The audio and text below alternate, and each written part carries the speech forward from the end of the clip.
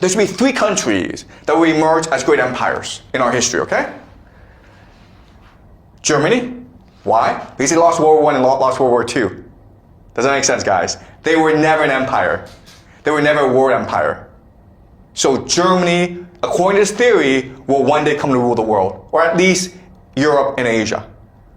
Okay? And if you actually look at their history, what happened in World War I and World War II, they lost millions of people.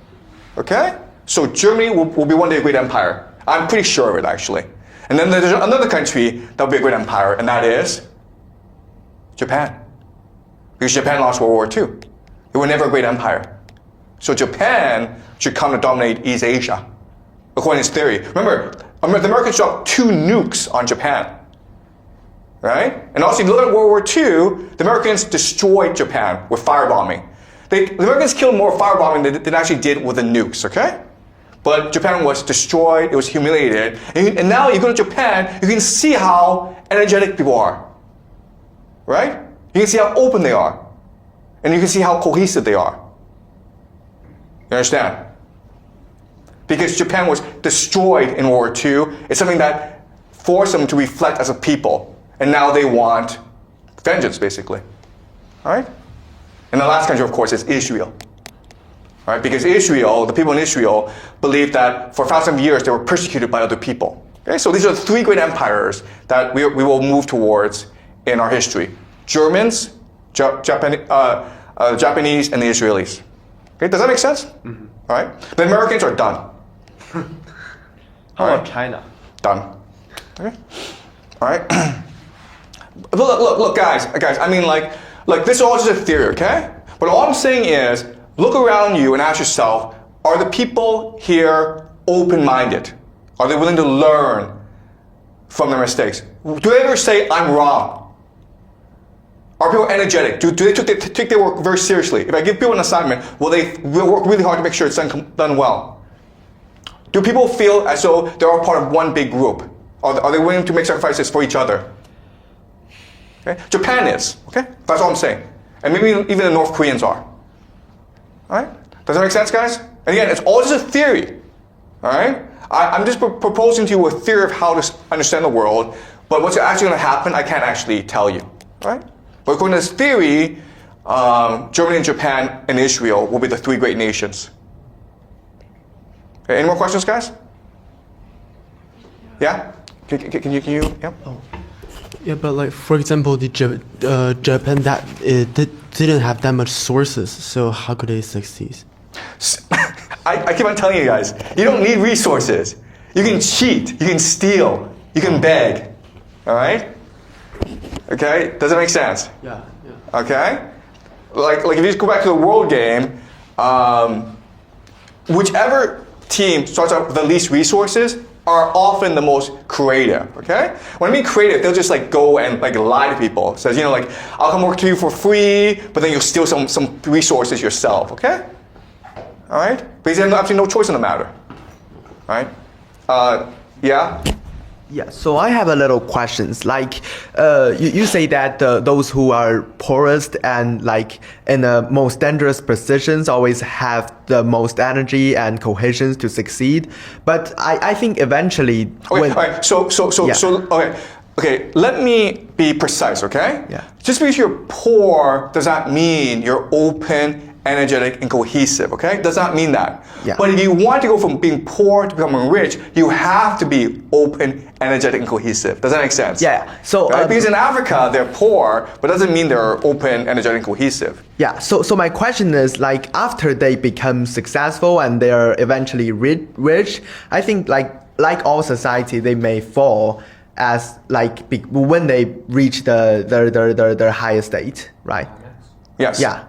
And so my question is, like you say that like the Japan or Germany will eventually become the leader of the like regions. Yeah. But like I understand that after World War II, the Japan and German really developed very fast. But like now they are all wealthy societies, and also the the new like people in their country forget about the war, and when they're born in the wealthy and like happy societies.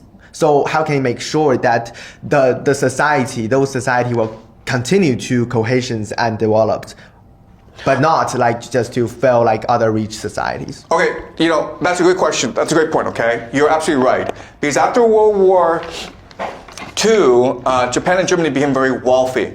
So if they become very wealthy, then in theory, shouldn't they become also corrupt, insular, and arrogant? And the answer is no, okay? And there's a good reason why. Because ultimately, power means that you're able to impose your game on other people. You're able to make other people play your game, and therefore you're able to extract rent from other people. Okay? And that's what these secret societies are fighting for. They're fighting for power. Who becomes the game master? The problem with Japan and Germany is, yes, they became very wealthy, but the game master was America. And ultimately, America decided that their money belongs to me, okay? So an example of this is something called the Plaza Accords, okay? Plaza Accords. Basically, the Plaza Accords just meant that Japan was becoming too wealthy. America got very annoyed. So America said to Japan, I want you to destroy your economy. And Japan's like, how? America just says, I want you to spend too much money. I want you people to stop saving money and start spending money. Go overseas and buy whatever crap you want, okay? Do you understand? So in theory, it seemed as though Japan got rich. But Japan got rich, but it never had any power. It could not be a sovereign nation, okay? Power means that you're able to impose your will on other people. Same thing with Germany, where, yes, Germany became very wealthy, but all that money went where? It went to America, all right? Same with Japan. Japan, all that money went to America. How? Because they were forced by U.S. Treasury bonds. Okay? And then America could do stuff to you. For example, America could force Japan to sign the Plaza Accord and force Japan to destroy its own economy. And America could also destroy Germany's pipeline, Nord Stream. And there's nothing Germany can do about it. Okay? In fact, the German economy has been destroyed right now because Germany is a vassal state to America. So when Russia invaded Ukraine, America just basically said to Germany, you can no longer do business deals with Russia. But before, Germany required Russian oil and energy to fuel its economy. Okay? America also said to Germany, you can no longer trade with China. But before, most of German car exports were going to China, right? Yeah. And because Germany was forced out of the China market, China was able to develop its own manufacturing industry. Yeah. Okay? Does that make sense? Yeah. So it seems as though Germany and Japan became very wealthy. They were not. They were just vassal states to America. Yeah. Okay? Does that make sense? Yeah. So I have a further question. Yeah. So, like you said, that only those society who are very poor, but they have the ability to cohesions and be energetic, and they can like eventually become the ruler of the regions.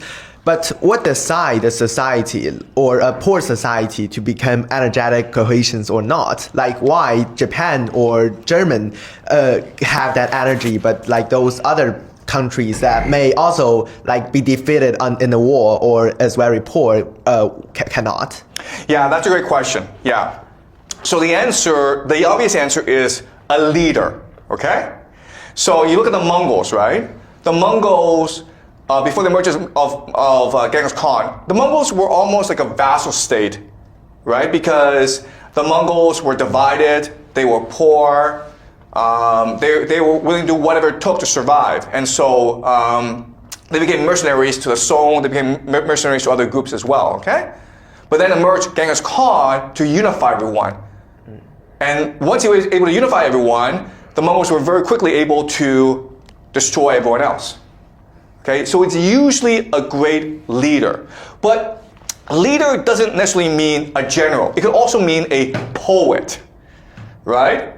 So someone like Homer, or a great thinker to give you a new religion, okay? So for example, the person had someone called Zarathustra, who we studied last semester, okay? Even Jesus, okay? But someone to come and to say that we are a people, And it could be a poet, it could be a general, it could be a prophet, a priest, doesn't matter, okay? But that one person then unifies the imagination of everyone into one cohesive group.